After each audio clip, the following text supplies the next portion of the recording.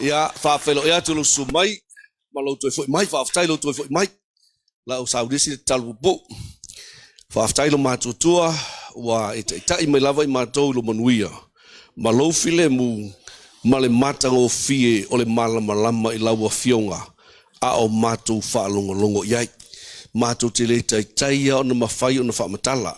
Le tai foi o mātou mawhau o na whaasenga ina ia mātou malama. Ai a fio mai a oia ngapa ia. Take over, le ngata o le folafolaina, ai o le wha malama ina. Ia i mātou umalava, ia manuia i mātou awana i fo i fuala upu. Ia au mai fo le sosia ma le tamau a inga le tono le tusi whaalinga. E wha manuia ina i mātou umalava. I le suafo Yesu. Amen. God is good all the time. Ia vi ileli. Ia ua tatou pasi e se male slide na umana introduce le mtaupu. Ai paua le o topics ia le tatou kawaina o le rapture of the church. Ia le ngawhai ngapo of sa pati vi ileli. The 7 years of tribulation le walu ko e kasi le vaenga o tribulation umaloa. Ia ona o lole le vai mulmuri le fatino ina tai hao lisi slide. Ia o le tribulation e tolu o na vaenga mo mua o seals, na o watu, trumpets, ia topic la, o bowls, whetangata o tafa, la tatu o tano ava. Amene, tau alunga ai. Ai, ile i amata lal nei vaenga o le mataupu. O te fia tau ia te o si lunga lo lima pewa pesa e fia te ti fanga pesa e ti fanga fo pe tasi pe tele ti lunga lo lima. Ia o se pati vi eleli. Ele ia sa o paki o se pati vi eleli. O le tau ia se fasi mea ngale ne mo multifanga. Le foi no mo multifanga. O te watu au ia malo ule malam lama po angi mau mea ua pakaku solo mai leo mo. Au ke le roinga a ke o loinga po muri fa mai. E o aka FAAEMO me la. Ia e famili se muri o komeso me la. E te loina foi la o le tusia whaalinga. O le tele ia o ata FAAEMO. Amene. Ia ma komeso whaaleanganga. Ele ongi komeso fo ilea whaabisingisi. Amene. Laia i totonu. O le mafuanga la na e mafuanga lave le tusia whaalinga. Ia tato malava.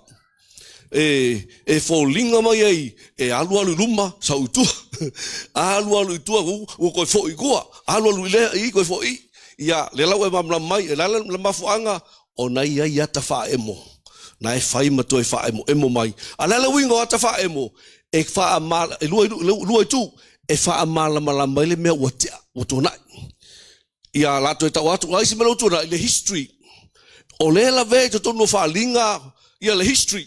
Alo, o Israelu, male lalo langi. Mafuanga nga elinga vai ufa yesi mau kua isi mea, o lai sa wale history. Le gata e fo ilea, o lai sa ule, ime o kemil ngei, ko e sa ue ime o le lumangai. Ave sa pati vi le tua e au ngā lalau ka akifanga yaso ia. Ua e pu e mai ele au ngā wata FAAEMO, o le kele i o aka FAAEMO le tono le tusi.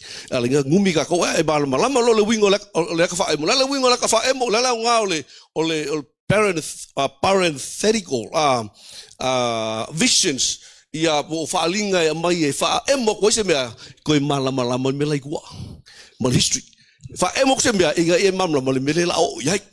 God is good all the time.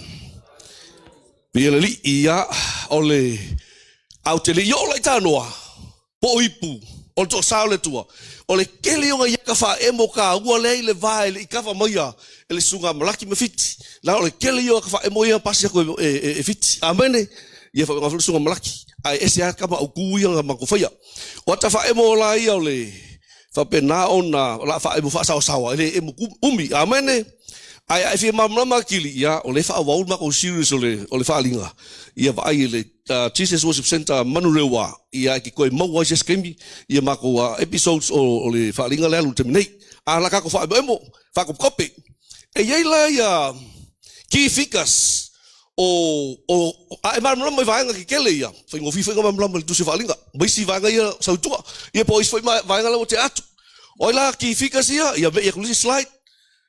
Ya tatu te mau ai ia le tu se whaalinga o no mtau sulu ala e whaita wina o no ngā whaemo kwa Tato te mau le fafine ofu le la. Pe e le masina. E pale mai se pale e iai fitu. Alo? God is good. Ola ka FAAEMO fo menga. Amen. Ia lenga male dragon. La fa Samoan dragon asa ngo le ngata. Ia ma ko le fika uku spoi Samoa. Ole tarako. O sila vikas ke kelenga mo ko se fa ling o vikas se fa nga mai types signs ole fa finela le ofule la toe no sa fa imagina ia ai pale mai ole fa finena o Israelu alo. So the woman is Israel ile tusil sumalua ole fa linga ia ole fa finele elanga ole fa ata mai Israelu. Ona o Israelu sa ona fana wina mai Yesu ke risolo faola mo faola. Amen. Ma tola types mafikas ele fa pe ame o fa fine Israelu ali winga lata o Israelu fa at o lata na fa fine. Amen. Ia fa mamlama o la sa fa le pe e pupula mai e po la o fa fine. Ia la fa to pe atu la vanga na o terminei ia o te fia fa ia ti oi. O na foi tama ia ta. O lai fa sawa mai ya le taimi le na le ngata na miti ta mai Josefa ai na tau nuua o lai men tupu na ifo mai ya le la o ai le la o Jakopo a sa pate vile le tama na ifo mai lo na tina o ai le tina o le masina. Amen. Ia maonga uso o fetu na ifo mama ya ai ya Josefa ole winga la na falinga na lo winga ole history la na alo ko vai ska mai telescope pa pe ole mea vai fa pe nga ko ka ko foi ole akanga e ko fa manga ko mo ia le history o Israelu le na fa sa wina mai o wala mai Josefa ia wa mo lava na ai te mo le kinese e tolu fitu fa ko iva sumatas ia le vaenga na ia a of tu is fumalua ia o ina o fa penana e mana tua ia to is fululu tu ai ngo Israel o sa pa tv ri. God is good all the time. Lenga tele o le hata te mo fine na ina le falinga fumalua fa mai o lai u amata ona faati nga mai to a u amata ona faati nga a fa no mai e fa la lu ngo na me alo ole na fo yata e tau mai e toi mau pe ia foi lo ko pe no vai le microscope telescope o nga e lo inga ila ia lea o le history of Israelu ai pe wanga events sala o mai ai le ngi caps o ile vao o events wanga o me ke kelea le ki vai ai fa penala fa mo tato ala si kipi uma ia va lo winga ole umi o le kai mi ia ka sanga la o si kipi uma a sa pati viri le ngatala na wa mai foi le tusi falinga le tulanga le e lisi mo mai events ka koloinga ai le o mai le chronological order o lai fa solo mo longa mai. Amen.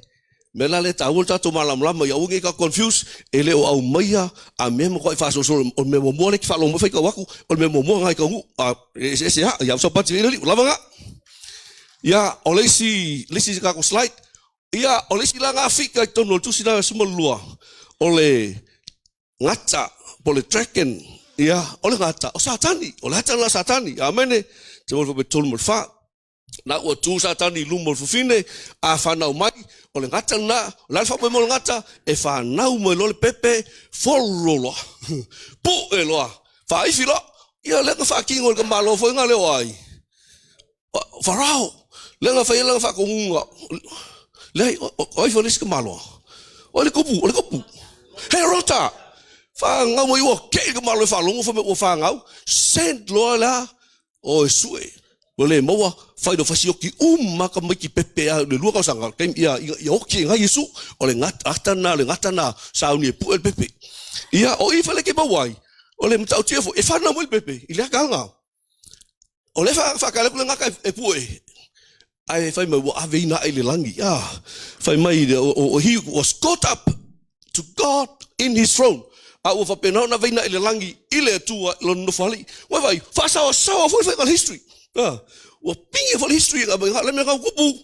Ga fa nga wa Yesu uma fa ga Yesu skipi vai no skipi smea skipi la na tala inga alo no beliu lunga sa tauro skipi no tanumia skipi no tu lai mai ai alu sa o le langi ya sa pati vieli o le atalna kasinga ka FAAEMO God is good all the time vieli ya o le sila ta FAAEMO this slide ngai so ai ya ua paka ku mai sakangi lalo wako mai lalo sakangi alo lan ma fu le atu mo satani wa umale tau le langi tau mal kamalo makayo o yo lo makayo ka umale ngo ko malo Mikaele o ai Mikaele o tai au le langi mana angelu ai kau fo sakangi ma angelu pingi le kau langi pa e fa inga le se me ngo fo nga ako mo la ngai o ula vai I believe o ke lo kai mi e ele immediate ele historical ko ele future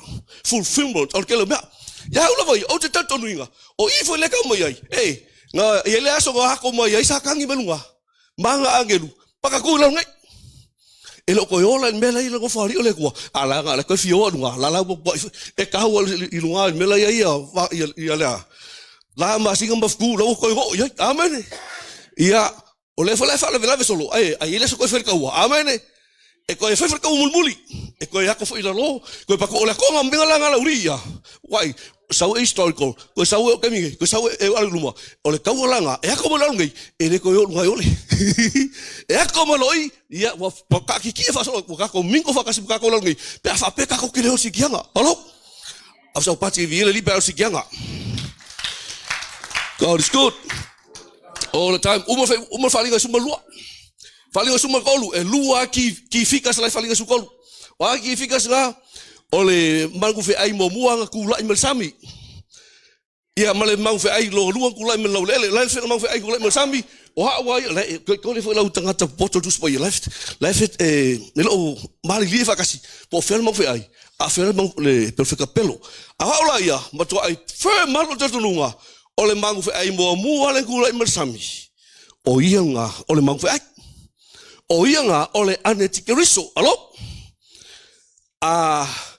le nga saulua ave le ngaka longa langa pule uma longa malosi uma ai le tamana isi fa talanga nai tu atu kukusa le leia fo linga le fa yo ulu fa yo o si be uma pale li e fa penga kusa mai ave uma ia ngata po satani ia lana pule o lana malosi o lana no fali ia o tangata na le la tu mai le ngata le o tangata fa na fa mai worship e ifo ia tangata matapua I tangata ile manu fe ai la fa tasi malangata masatani o ilo tatonu ai o le manu fe ai la amen le ngata le o la sa ma pale se fulu ia pale li o fa no malo se fulu ai la la ta ita inga pa o tu lai mai ia fa pena ona o manu ai lo no lua o le perfecta pepelo ia si elisi ka ko slide nga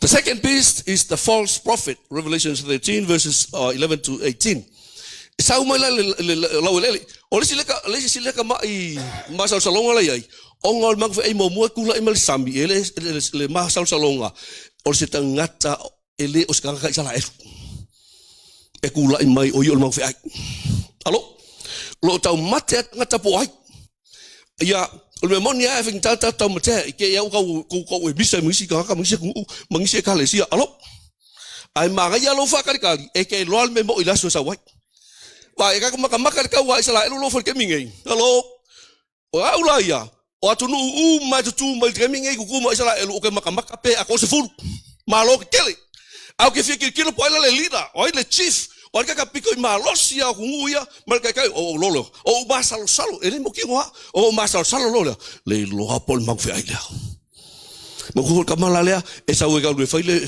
filemu oi ka mo filemu la mo ku mai paleskinga e lega o isala elu la e ko fu la como le right le pa ia la e lua se ke manga oi la ko ai fa mai isala elu no way ele ai ele mo fai ke lo ingala o le melanga linga sangi filemu o le filemu de vala uria mal o ala pi uma mal la ko uma au I ai sangi la ka yo maloi e la ngo isala Whaamau ki ngoa ai oinga. Ole mang whaefele whakalo whakalo ka whawhele.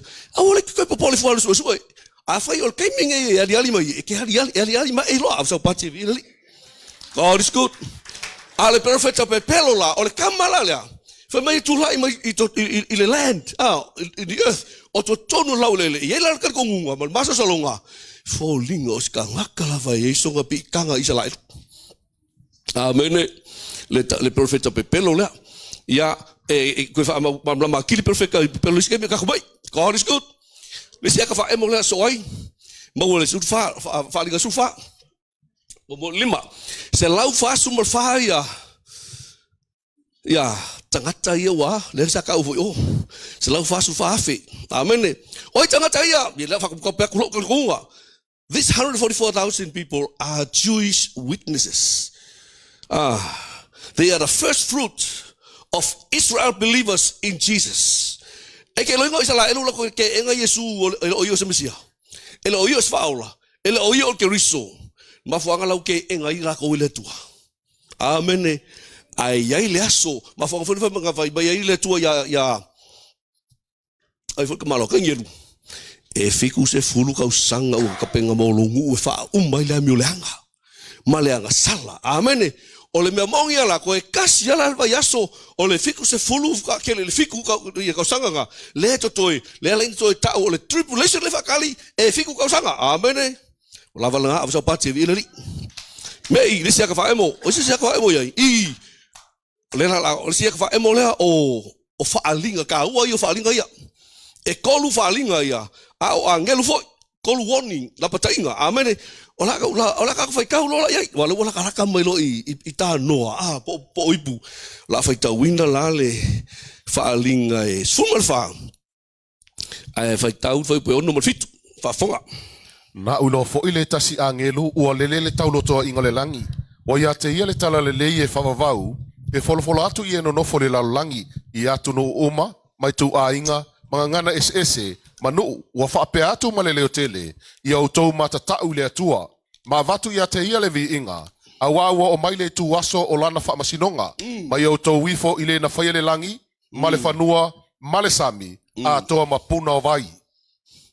Mele ke lo le lofa telo le tua. E fa ai loa le tua me uma le o fa ka winga. E me ka mai me le tua o ke le fa lo e pero feka ma o nga me la fa ali mai. Fa ka lo fa le o nga le ko le o nga le ko. Le se ka li mo le se fi fa e lo fa le tua ba fa ali mo me ngi ri o kupu.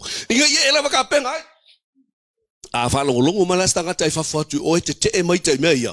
A wa te o te ita ai fa nga ni no te poto ai.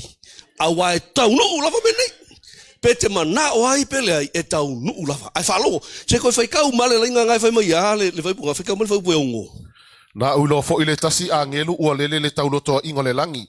O ia te ia le tala leie whavavau e folo atu i eno nofo le lalangi i atu no uma, mai tu a inga, mga ngana ese manu. So o lovitu. Ua whape atu male leo tele i au tau matatau le atua, ma vatu ia te ia le vi inga. Awa o maile tu waso la na whaamasinonga, mai au tau wifo i le na whaia le langi, male whanua, male sami, a toa mapuna o vai. Na tusi le ave mo i ka le sia. Alo, ai ka penga o mo i ka kou. Ele yo, le aso le mai le angelu le malanga valaau le. Awa ka penga o ia wange e o le aso le lunga whanga lele. Amene, au sa pati vi lele. Fear God, o le valaau o tala leia o le angelu keminga, fear God, give glory to him for the hour of his judgment has come. E olo kemi le ima sa me whenko fai. Ngalo uska i al kala lea. Worship him who made heaven and earth, the seas and the springs of water. Kemi lea awarawa e ko fia poko pe mo e le la kapenga ko ma oile ke ngofo mo me falongo lo mai. Ma oile ai lungo oi e ke wa mo oile so lea. A ke wa mo oile so lea o ki fa fia poko. Ngalo uska i ai ai sa ko pa ngalo wa ngoa. Pe a fai ke mo nga va ngoa. Amen. God is good all the time. Vieli. Fe ka mo fe po valu. O le warning mo nga, warning lua. Ona mulmuli atuai leo le tasi angelu. Olona lua ua whape atu, ua pau papeloni o le aisili, o le ua whainu inu umai le waina o le tosa i lana whaitaanga. O le valoanga nga i le ekalesia whaitaanga. E ke mo ko foi le ekalesia le sa wo fika pepelo. E ele tatununga. Ole ekalesia nga ole ka ia ole ekalesia nga le la fa nga ele mau fe ai la ke nga lufa kasi ole ekalesia foi le kaula mua alo ile ka inga o kangaka le fai ka anga. Mana tua foi le mele sa la wina le an po le fa la vole kamalo le o ai. Palako le nga fa ko palako le fa samo. Palamo. Le fa pala amo.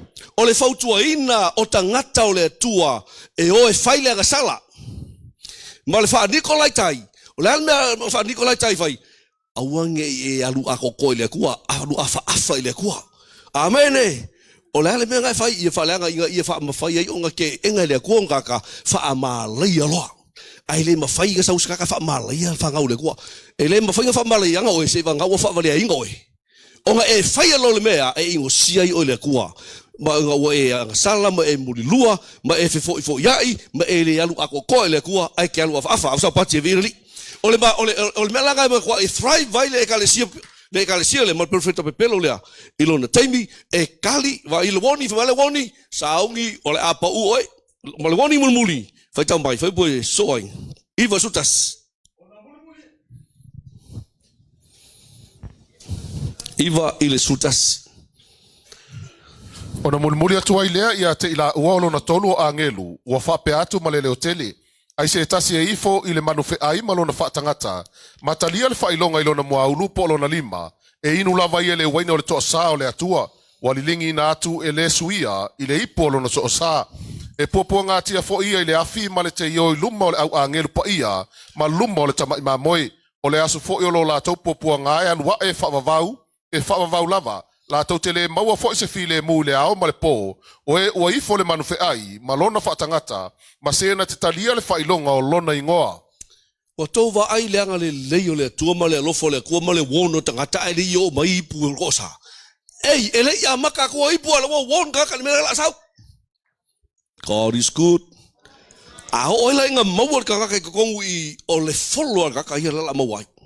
Ma fa ina ai fa logo a maua ai fa logo fa mai a lava nei etalia ina le fa ai longa al mau fe ai au ne e ifo le manu fe ai ia fa ikalia la mau fe ai malanga me fa yaki oi kangi ai masusu ai leilo lo mai au mea se yo ana leilo malo ola ai tau fi mau Yesu paulo ngala wala venga ko yalu mangu ya sa pati vi ai au ke fa vale ai halu ngakami amen.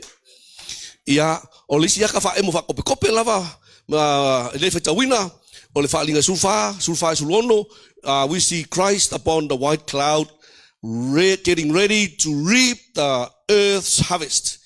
Saungi e fo Yesu, o le ka FAAEMO fa ilo mai o saungi Yesu malana sele saito, e sau sele le saito o le lalorangi. O le wingo le mea. Ole sele lenga la Yesu, ole sele lenga le o le afo ya, pe ole sele lenga le o ka ko fa finga le ko ka la ya o me ka. Ole sele lenga le ole fa ta unuina lo na to sa itangata le talitonu le ai ngo fo mo langi. Ole ba fa ya ko fa ko ma ka ko Yesu, o mai lo ya Yesu. O si kia ko ke o le langi. Ale sa wa Yesu le ko ke kumu mai ko fa sa. Allo. O saungi Yesu e sele la ele o sele la manguia o sele lo ko sa o le asali o pe o sali o le vige amene o le vai ga mulmuli ia o le si angelu pe sulfi tu lus folu sau fo ia malanga sele sai ko mai sau fo ia faking o longa winga ele ngata o Yesu saungi sele au nga fa mo inga Yesu sele saungi sele ele misias ka sala kasi.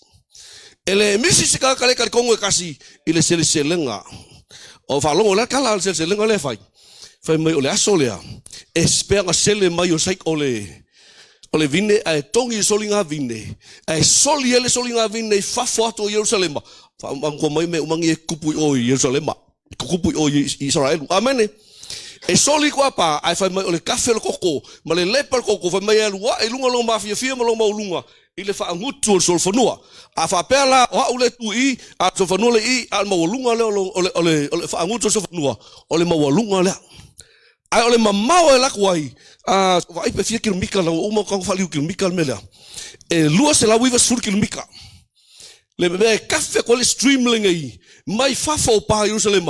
E halu I lalo le siku. Au kango fika mai au kilangi Auckland City. E saua mai o e kau. Sepi o ile ole malaika Apollo foi ngale lai lalo aku le. Wa ke ai e taupo ai lalo aku. O ingai ako ele lo se la wiva sur kilomika. Wa ko vai le umio le me. E kafe mai le vai kafe anga le koko e mafia fia va penga. Alo, amen. Ele ole se lenga po ole ka wingo ko sao le li. Ale ka wifa fea o langa malingi le koko Yesu. Langa ma sofa longa kingo. Ma fo wai ma meuma. Ale ngai ko kele ka ko kele ango yai. Amen. A o langa le liu mai ka wi on ko ka wi a ele ko po le Yesu lo koko. Amen. Ola mo fa malingi ya ka koko pa mo ka ko lo ngai. Fa ka lo fo lisi. It's about time we wake up. Make sure we don't get left behind when the rapture comes. Let's all get ready to go in the rapture. God is good. All the time. Oi, sorry, koe kasi nak FAAEMO. Kako me, ke lo ipu ole vafe ia. O ipu e straightforward ha. Ele ia me fa ia pa me fa kau ka fa longa wola. Amen. Koe kasi nak FAAEMO. Ola FAAEMO le fa linga e sulima. Lai mo wai. E lua vaenga la FAAEMO nga. O le si vaenga. Ia o ila tau ia ua manu malo. Amen. Ua manu malo ile manu fe ai. Lona winga vai. Ai le yo o inga saule manu fe ai. Ai le ka la le manu fe ai. E fai nga luenga o le ua fa ai loa mai le tua me la kupu. Amen. Fai mai le fa linga lea. O ka ngaka lai le o fa lo mai. O ka ngaka lai le o si ki anga ai fa vale ma wo la lungi. Ko salamo ele ilangi e ke fiu ki ko salamo ele ko sa fa lua ave oi. Amen. Ele ia se fa ola fa lua sau. Ola a fa penga nga kaui al me nga oi al urila. Se yo ai e OTE ai. A fa ia le te OTE ange wole a ko vai le a ko lima le a ko kalinga. OTE ai pe lava. A la ia bo ia Yesu lo ola nga. Amen. Ona ka ape solo le fa ia ko ka ape solo lo kingo la lo gate. A wola lo wanganga. A wa o le aso ya e ko fa mo ia ngai oi e ko ya wa uma mai va ko lo kiunga fa ka solo il fa ali ngai ko fa kasi fa liua e alu oi amo amen I was supposed to really God is good all the time. Ole ata va ngana na mal va ngalo lua. Ole solo ngilu fik ola fa kaula. Ole solo ngilu fiku. Ole fai pu mua, mal fa po lima le valu. Fa linga sulima, fa mata mua, al fa po lima le valu. Pe magai fai kau mo mai pe le kasi kau le valu ngai ka ko ma wali si vai nga le fai kau. Ya fa mole. Ya victus ka mang malo. Fa linga sulima, mua tau le valu. Na o wilo fo ile langi le tasi fai longa tele o foai. O angelu e to fitu o yai mala e fitu e ngatai. A wai fai wino ai le to asao le tua. Na o ilo atu foi o pese i o se samiti o ata. O fe filoi male afi. O ila to foi na manu malo le manu fe ai. Malona fa tangata. Malona fa ilonga. Male fa itawa fai o lona ingoa. O tutu ila to ile samiti o ata. O yate ila to ki tara le tua. Wala to pe pese le pese a mosele au na le tua. Male pese le tamai ma moe o fa pe antu. Le ali ie le tua o le malo siu malava. O te tele unga luenga o foi. E tonu ma fa maoni o wala. Le tupu le au pa iae. Le atli ie. O ai se le matau ia te oe. Ma vivi atu ilo usuafa. Awawa na oe le lei. Awae o mainu umalama. Malato wifo yo luma. Awawa fa aliau fa amasinonga tongu. Ua mavaene i mea. O na o vai lea fa uta foi. Ua fa avano ina i le langi le malu malu. Ia waftai. Au sepati virali. Le la utato maua. Te whafonga mai. A whapea te le mawal siti anga o ngolo whakamala. Ai longa ki koe ngā whakia sa wanga i kere le sau. A waele ki sa wanga me ia wa e whawale vale ai. Ele e ngiki ngā me ia wa e kangi ai ma e kewa ai. Whalongolonga mai sikaka wa kewa mai le e kalesia, kewa le e kalesia, kewa le e kalesia e le fia submit.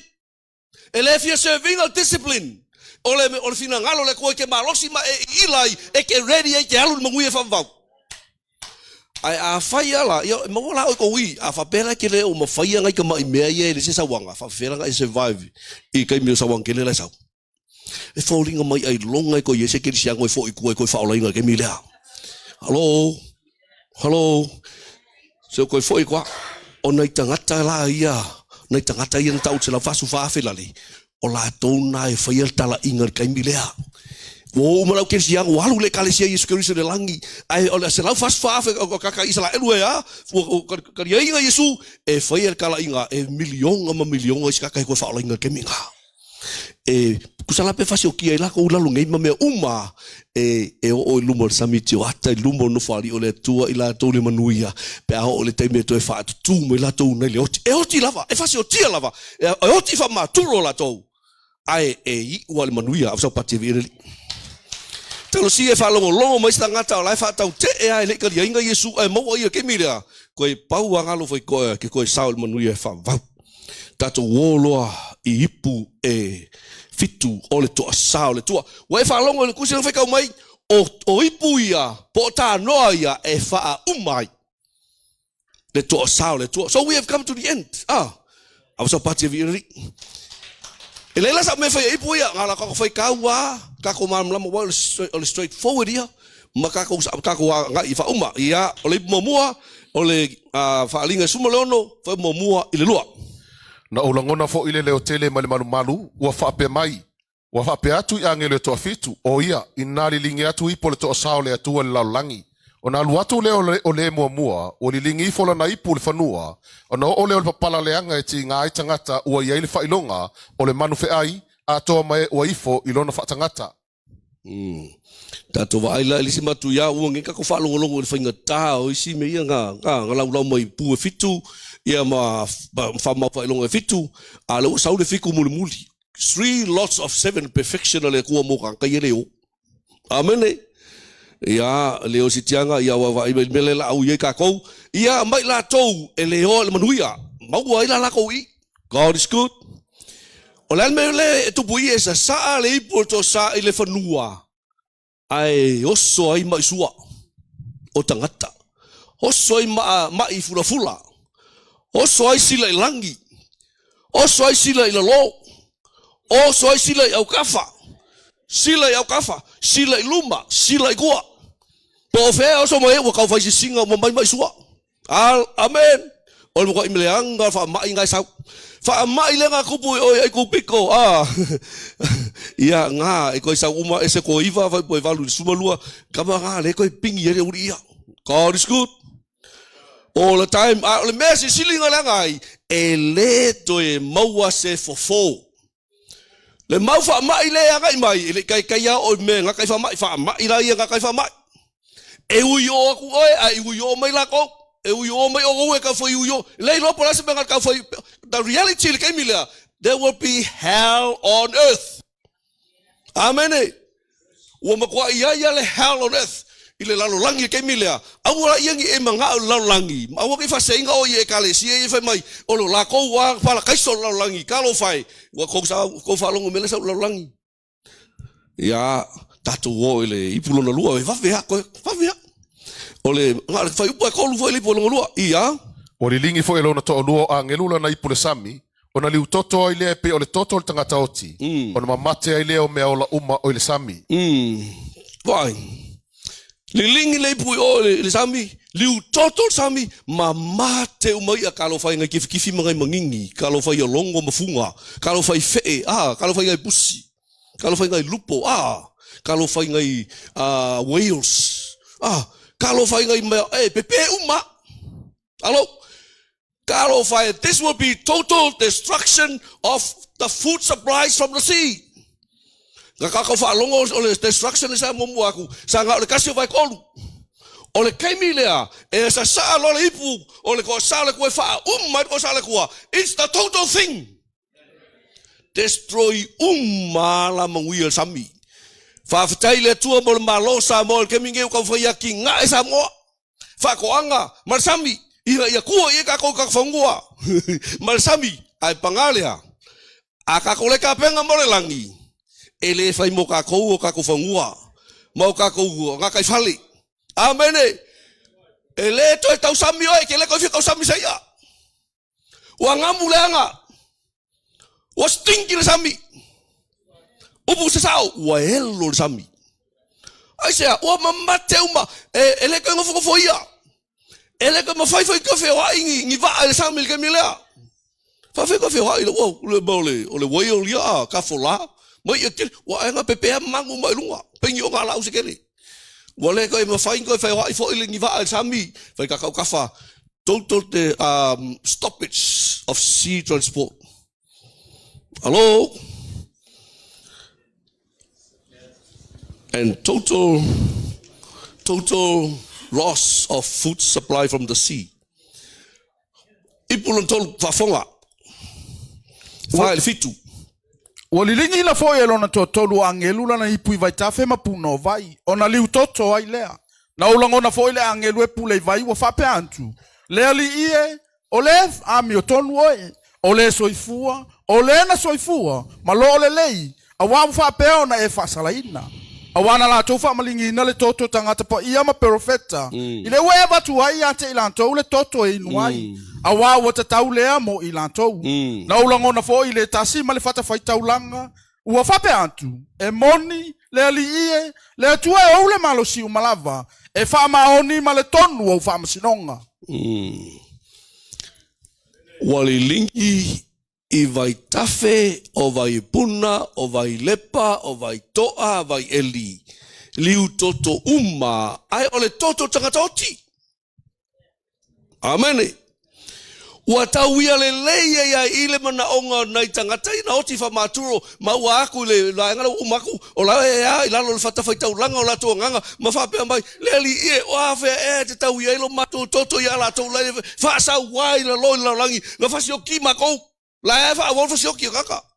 Ai fa mai le a le leo no fa ala to. Ono sai te isi mai ato to file mu mai. Se e fa ato man numero to uso e mo mi fa sioki o mai wa ale fa sioki le o mai ngai. Alo. Paule le me ko entel mangu ya lo woki. Awalo e fa longo. E o lo ki solo pe kele ke fioki wa solo lo ki kele oki. Amen. A le mela le ke me sa wai kanka ia e oki onga o kanka fa tua ia e oki nga nga e sa wela ia le monuia tau I vai fa le kala le tala tu spa ia wa tau ia le toto o le au pa ia na family nginga la uri ia le kaimi o sa wanga ko vaku war ko ko ingu la ko fa ka fa yaki fa yak a le fa sa langa na tau I masui na le tua me nga fe me le ku mai e ke ko masui o ki fe ko masui o le kau I masui le ku e ko mafai ko fa ku sali isi me amen. Christ turns water into wine. Now he is turning water into blood. E pei back ai le mafau tangata ia mana tangata paia. God is good all the time. Lal melo tupui fa umatia me tau vai. Vai kafe, vai eli, vai lepa. Plus we vai fa umatia le toto. Vai. Everything is now destroyed. O fera ke fia sa ai. Mai fia ola I laulangi. Ape afai ke le sau ia Yesu. I bulon fa. Fai po valu leiva. Walilingi fo eno to fa angelula na ipulela. Watu inatu iai ia muai tangata le afi. Wa mo fo tangata le motele na la to fai le sua fo le atua e ana le pule ia mala a wale salamo ila to evatu ile vi inga ia te ia le u fa lu ina no o mai tangata le faina a u fa lu fo ngo o si manga ia le faina amene mo o mai a kamala le o mai o le a wa su winga le afi wa bakwa ifa asa inga kili le la aquele fala o makanga na vevesi le la langi wa asa kele la wa mangifingi la afu wa makanga muka kan kemingai ele fa kusaria le mu wa makanga mu ka kamal la langi mal ko ngavao ile mu kele o ye kan ka umma amene o le aso le lingi mai le ipulea Halleluiah fa tangata ta fa hallelujah kele ngai vi ele lika ko kele ya sa pati vi ele li ai makala mai la ia ba ngofo mai kele mo kingo ke alu sikianga awonge e alu le fale awonge alu ke ai ke sa fe ka kalo ke alu mo ngui amen. God is good all the time. Falong mau malaki se e mo mau na ku se fa fa mo fa mo malaki fa fa mo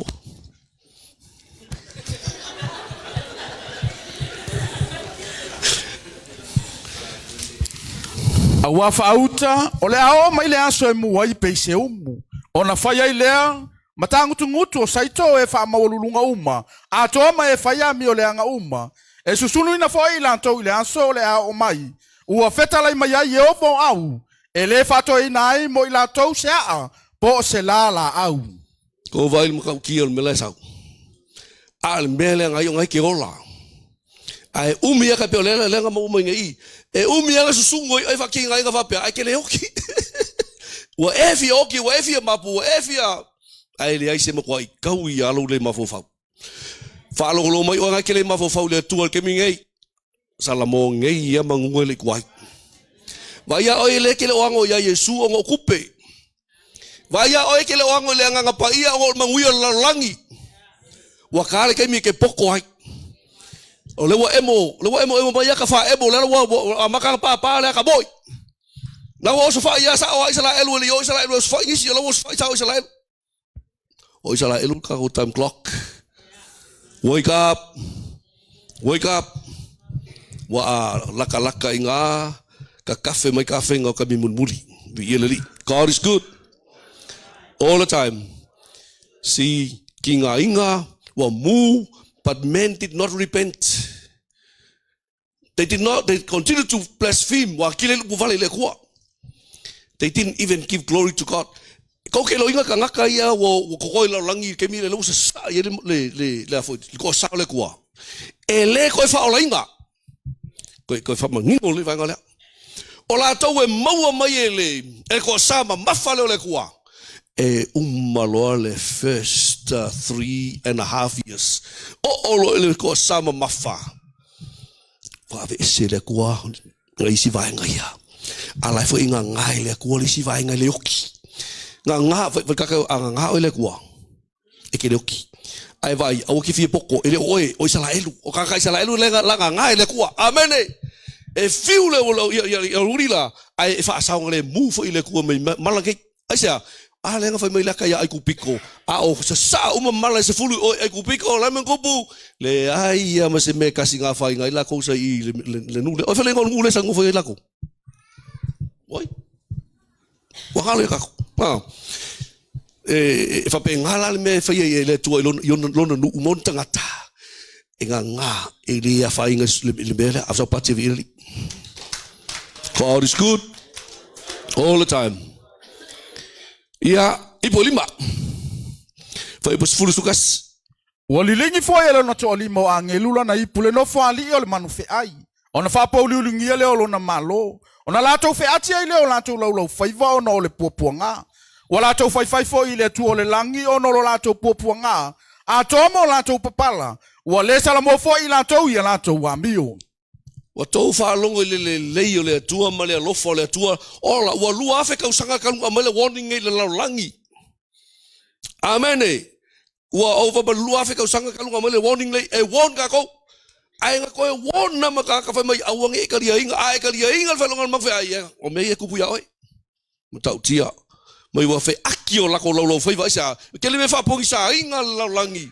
Ai a fa penga ngo la ngo kinga ia wa aki lo foi ka mo sisi ya fo ya mapusanga ai aki ko aki linga se ka ngo fa ka nga aki sin ka si wa lo foi fa pe singa ka mai sasia na yo loi isi ko li mango lo foi lo fa ka yo ai le ko fa kuskusali el mele la kupui amen ai atilie ona upu vale tangata ile tua ele ko mo salamo ya la ko ele salamo la ba sia le nga usau ni la tau ye to sa le tua e malai le o manguia le tau ne fitu sa o le e fa akalinga kuli e fa afiu le tangata ile tua ai a o lola inga fa ma a lo le ko loko ya la fa ma lo o la ku e pela o fai ai e malie la o le kawi la kawi mai le kwa e ma kwa e malie ale loko le kwa amen e si le lo sala mo ma sa ono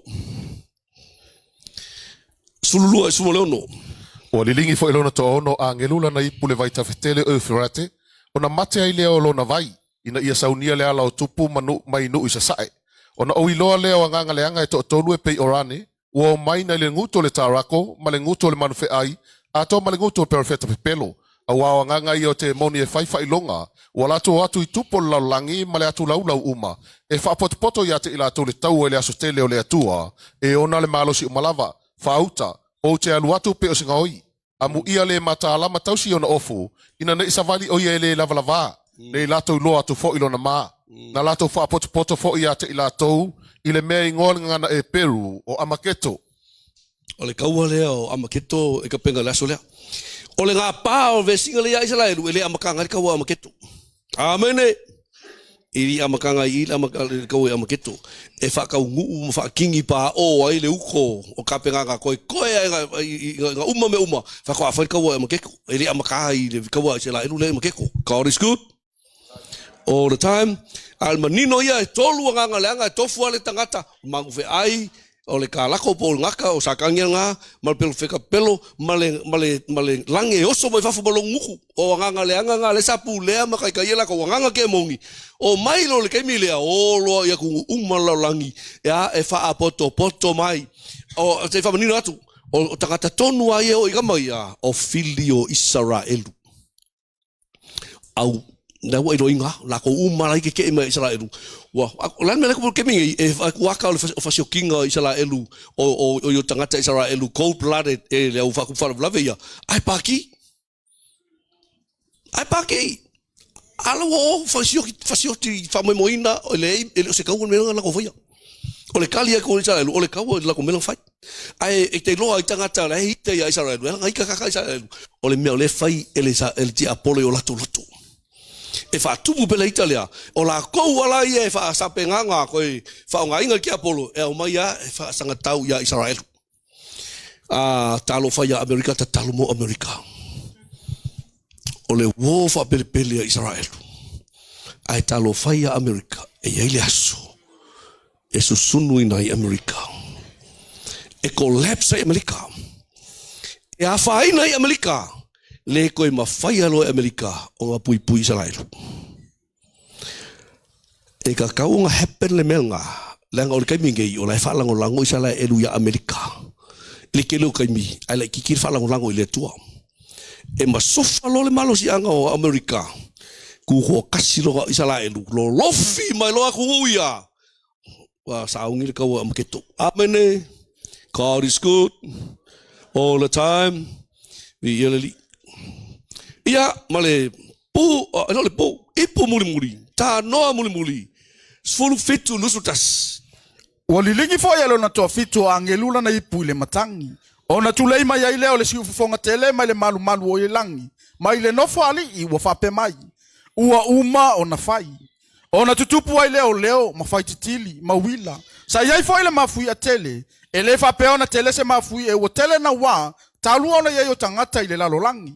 Wa vai tolu ina fo ile ai tele. Wa pa u fo ya ayonu. Wa mana tua papelo ni ile ai tele ilu mo le tua.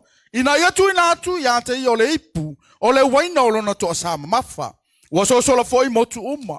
O maunga fo i wale iloa. Wa to mai fo i ai le langi lungo tangata le wa to ala te tele. E pe ole taleni ona mamafa. Ona fai ai leo tangata ile tua. Ona ole mala ole uotoa. Awa wa matua tele le mala. Ai le tanoa tu le ipu muli lea. Se toi foi tasi le ipu numero 1. Na le tau wa toa le vai tafe po wa pe le vai tafe overate. E le fa moe o le pe o le vai tafe na ina ia mawaile tapena ino la wala. Fa ngā mai le vai kafenga e o mai au kau ne kule sai ko kongo Israel. Fingo fingo mai fe kau mai Israel. Amen. Ia a o ila le puluna fitu. Wa mo mua alanga le leo fa pe mai. It is done. Wauma. The wrath of God is finished as far as the tribulation is complete or is concerned. Amen. Yeah. On melan tupo uma sauli lo nga fangwa noises. There were thundering. Wo fa longo ka lilo fa kili mawila. Mighty and great earthquakes as had not occurred since men were on earth. O ifa kwa fa longo ya lo ka ka le foga le meka o le mafui ele se mafui ele ngalulu lo ka skeke mo ka usanga ke le so so la mai se muri lo amen al mafui ele o meka o mafui la me tubu e vai toluina ile ai wa mka ukia amen Whaatope atu. The great city, I believe this is Jerusalem, will be divided into 3 parts because of the earthquake. The cities of the nations will fall. Kalo whai au ki langi ngukiliri.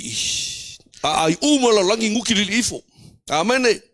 Alesi me tula mai. Whai mai e mana tua i le tua le uri e kalesia le wai. Papungia. Le finge kalkangi. Alesi me ma tau tia tupuna talo whai. E ma ngoto mai me tau atu motu. All the islands will sink below sea water. E re ku mai linu tuku mo le waka ole vai ai ku ile ku mo ka ko maua. E ma kwa I ma ngoko ele ko longi maua a ngi atu motu. Talo fai a sa mo le ka wai mise la fa ngoma la ko. E ma ngoko uma sami. Le ngata le a ele ko ngi maua. E ngoki li maua le mafu ele. Halo. Kai ka fa. Wai vai se la langi mafola. Ola ang kwai mafola me tupu le toini maunga.